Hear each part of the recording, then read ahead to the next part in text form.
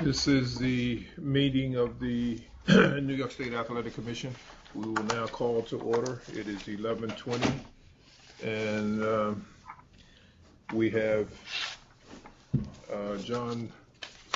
Commissioner John Signorelli. Commissioner Edwin Torres is absent. Executive Director David Berlin, General Counsel James Leary. The meeting will now be called to order. And first on the agenda will be the approval of the minutes from August the 3rd. Everyone has read.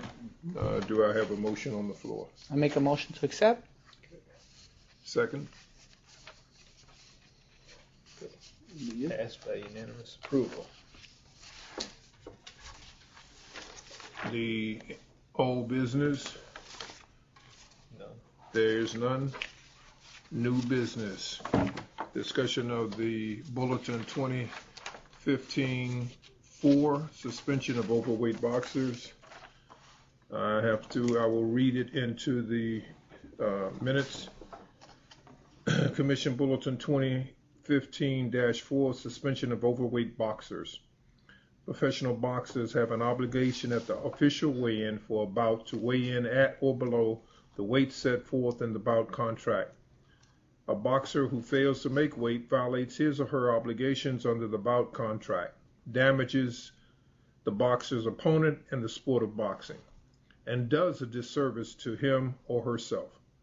Pursuant to 19 New York's NYS 214-10, in non-title bouts, boxers overweight under the terms of the contract may be suspended after the match for such period as the commission may decide.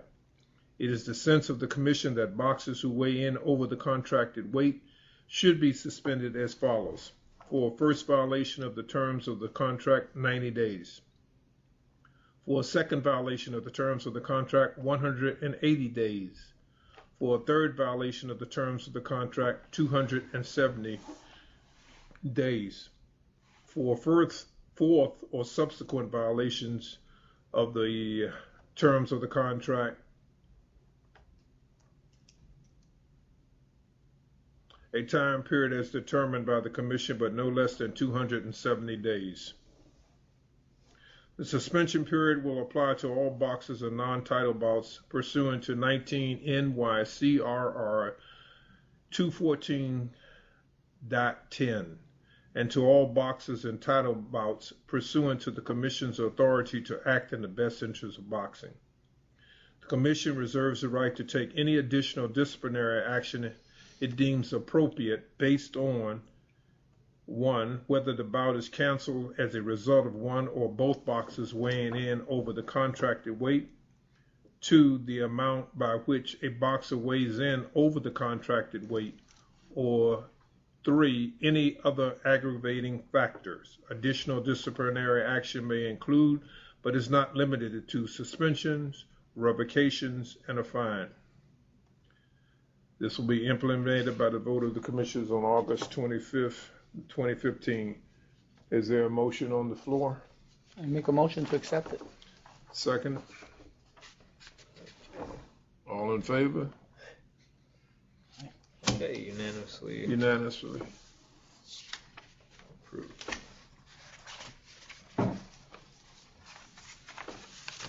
The next is the Commission Bulletin 2015-5, ring and locker room access. The New York State Athletic Commission is empowered with the authority to regulate and control access to the locker rooms, dressing rooms, and the ring at all professional boxing events within the state of New York for the purpose of assuring the safety and well-being of all participants, to prevent corruption and to promote the best interests of boxing. C19 New York CRR-206.5 and 209.38, 210.26 references. In furtherance of this responsibility, and in order to best maintain order, preserve safety, and ensure fair competition, the Commission hereby enacts the following locker room and ring access policy effective for all professional boxing events held within the state of New York on or after September 1, held on or after September 1, 2015. Locker room access policy. Other than the commission personnel and the licensed referee designated to officiate the applicable bout, only the following persons shall be allowed in a boxer's locker room: the licensed boxer, the boxer's license permitted second, up to 3 for a non-title bout, up to 4 for a title bout, the boxer's license manager, commission designated physicians as necessary, the licensed promoter of the event, members of the broadcast team where event is being live broadcast or recorded, members of the press, media, documentary, filmmakers, or print journalists, not to exceed 4 individuals at any one time. There's an asterisk which says members of the press, media must obtain prior written authorization from the commission to access a boxer's locker room. Such authorization may be obtained in the sole discretion of the commission only upon written request.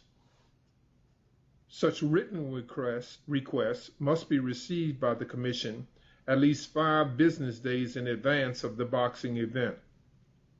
If granted, evidence of such written approval must be presented to a commission representative at the time of entry.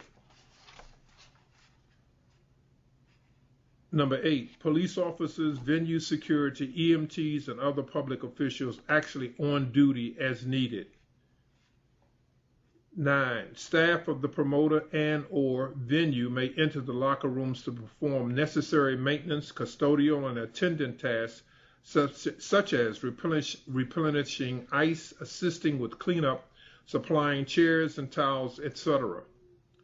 Up to 2 other individuals requested by the boxer may be authorized for locker room entry in the sole discretion of the commission upon the express prior written approval of the commission. The double asterisk, a maximum of 2 other individuals requested by the boxer may be authorized for locker room entry in the sole discretion of the commission upon the express prior written approval of the commission. Such written approval must be requested in writing by the licensed promoter of the event and submitted to the commission at least 5 business days in advance of the boxing event. If granted, evidence of such written approval must be presented to a commission representative at the time of entry. And 1 license permitted second or manager of the opposing boxer may be permitted entry upon prior request and in the sole discretion of the commission for the limited purpose of observing the boxer's hand wrapping and or gloving.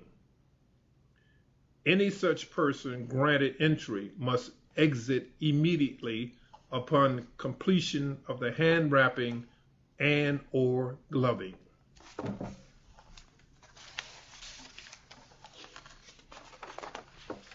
The ring access policy. Other than commission personnel and designated ring officials, only the following persons shall be allowed in ring access prior to the commencement and at the completion of a professional boxing bout: the licensed boxer, the boxer's license permitted seconds as follows: all seconds up to 3 for a non-title bout, up to 4 for a title bout, may be ringside and on the ring apron prior to the commencement and at the completion of a bout. However, only the chief second for each boxer may be inside the ring ropes. In addition, only 1 second for each boxer may be inside the ropes between rounds. That is New York 19 NYCRR 210-15. Each boxer's licensed manager, where a boxer has more than one manager, only one manager will be permitted in the ring. The licensed promoter of the event, for a title bout, one representative of the sanctioning body conferring the title or titles or belts. Members of the broadcast team covering the bout, commission designated physician as needed, police officers, venue security, EMTs, and other public officials actually on duty as needed. After the decision of any contest has been announced, the participants and their seconds/managers shall leave the ring at once and retire to their locker rooms, unless otherwise authorized or directed by the commission. There will be no entourages allowed in the ring or locker rooms before, during, or after a bout. Any person directed to exit the ring by the commission must do so immediately. Implemented by vote of the Commission on August 25th, 2015, this policy shall be in effect immediately. The motion is, I'm sorry. And the last Commission bulletin. Separate issue? Do the separate? Vote on this one? Okay. I'd like to make a motion. I'm sorry. I would make I need a motion on the table, on the floor. Make a motion to accept the ring and locker room access bulletin. All in favor? Aye. Unanimous. Unanimous. Okay. Just you two are voting, as you know. We know. ProAm Events, Commission Bulletin 2015-6. The New York State Athletic Commission is vested with the authority to approve the holding of professional boxing events in New York State.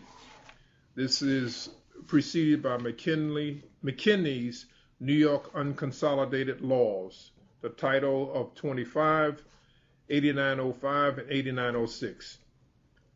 It is the sense of the Commission that events containing both professional and amateur boxing bouts are not in the best interest of boxing in New York State. As such, events create an undue administrative burden, cause confusion among the public with regard to the nature of the event, and lead to complications regarding compliance with the tax law. Therefore, the Commission will not approve events that include both professional and amateur boxing bouts, i.e., ProAm cards. At all boxing events approved by the Commission, only professional boxing bouts will be permitted. All professional boxing cards must be separately ticketed events. Implemented by a vote of the Commission on August 25th, 2015, this policy shall be in effect immediately and applicable to all boxing events not previously approved by the Commission. Is there a motion on the floor? I make a motion to accept the bulletin. All in favor? Aye. Motion is carried. That concludes the business of the Commission for the August the 25th, 2015. Is there a motion for adjournment? I make a motion to close the meeting. The meeting is closed.